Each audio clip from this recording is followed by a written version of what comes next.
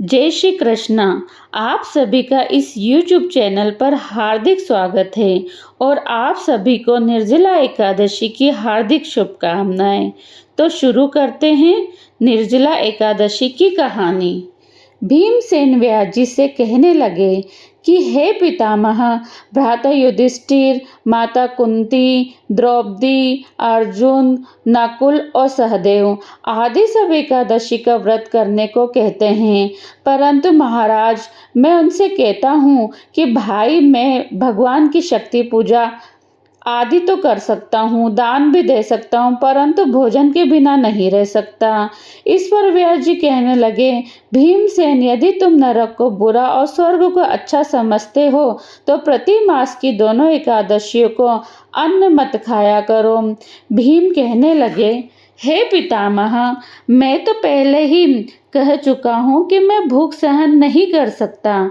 यदि वर्ष भर में कोई एक ही व्रत हो तो वह मैं रख सकता हूँ, क्योंकि मेरे पेट में व्रत नाम वाली अग्नि है, सो मैं भोजन किए बिना नहीं रह सकता।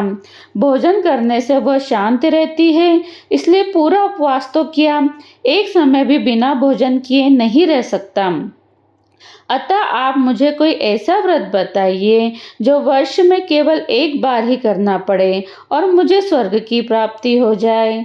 श्री व्यास जी कहने लगे, हे पुत्र, बड़े बड़े ऋषियों ने बहुत शास्त्र आदि बनाए हैं, जिनसे बिना धन के थोड़े परिश्रम से ही स्वर्ग की प्राप्ति हो सकती है। इस प्रकार शास्त्रों में दोनों पक्षों की एकादशी का व्रत मुक्ति के लिए रखा जाता है। व्यास जी के वचन सुनकर भीमसेन नरक में जाने के नाम से भयभीत होने लगे और सोचने लगे, अब क्या करूं?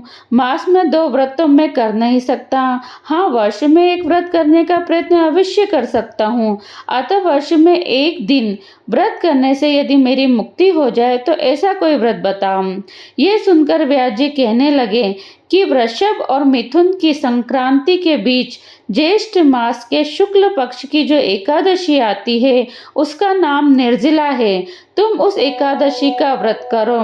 इस एकादशी के व्रत में स्नान और आचमन के सिवा जल वर्जित है। आचमन में 6 मासे से अधिक जल नहीं होना चाहिए, अन्यथा वह मद्यपान के सदृश हो जाता है। इस दिन भोजन नहीं करना चाहिए, क्योंकि भोजन करने से व्रत नष्ट हो जाता है। यदि एकादशी को सूर्योदय से लेकर द्वादशी के सूर्योदय तक जल ग्रहण न करे तो उसे सारी एकादशी का व्रत का फल मिल जाता है। द्वादशी को सूर्योदय से पहले उठकर स्नान आदि करके ब्राह्मणों को दान आदि देना चाहिए। इसके पश्चात भूखे और पात्र ब्राह्मण को भोजन कराकर फिर आप भोजन कर लेना चाहिए। इसका फल पूरे वर्ष की संपूर्ण एकादशियों के बराबर होता है। व्यास जी कहने लगे कि हे भीमसेन, यह मुझको स्वयं भगवान ने बताया है। इस एकादशी का पुण्य समस्त तीर्थों और दानों से अधिक है। केवल एक दिन मनुष्य निर्जला रहने से पापों से मुक्त हो जाता है। जो मनुष्य निर्जला एकादशी का व्रत करते हैं उनकी मृत्यु के समय यमदूत आकर नहीं घेरते, वरन भगवान के पार्षद उसे पुष्पक विमान में बिठाकर स्वर्ग ले जाते हैं। अतः संसार में सबसे श्रेष्ठ निर्जला एकादशी का व्रत है, इसलिए यत्न के साथ इस व्रत को करना चाहिए। उस दिन ओम नमः भगवते वासुदेवाय मंत्र का उच्चारण करना चाहिए, गोदान करना चाहिए। इस प्रकार व्यास जी के आज्ञानुसार भीमसेन ने इस व्रत को किया।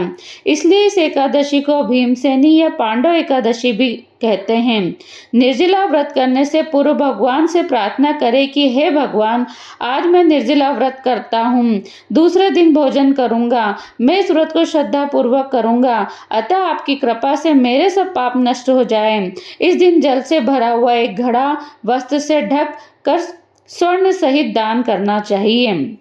जो मनुष्य इस व्रत को करते हैं उनको करोड़ पल सोने के दान का फल मिलता है, और जो इस दिन यज्ञादिक करते हैं उसका फल तो वर्णन ही नहीं किया जा सकता। इस एकादशी के व्रत से मनुष्य विष्णु लोक को प्राप्त होता है।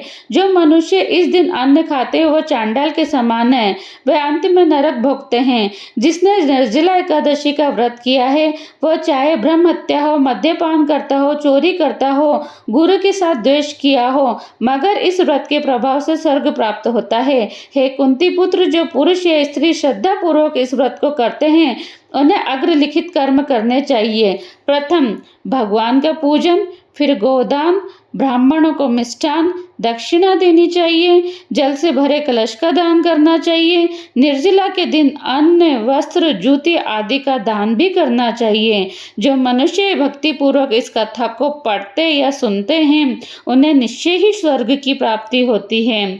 बोलो विष्णु भगवान की जय। बोलो नारायण भगवान की जय।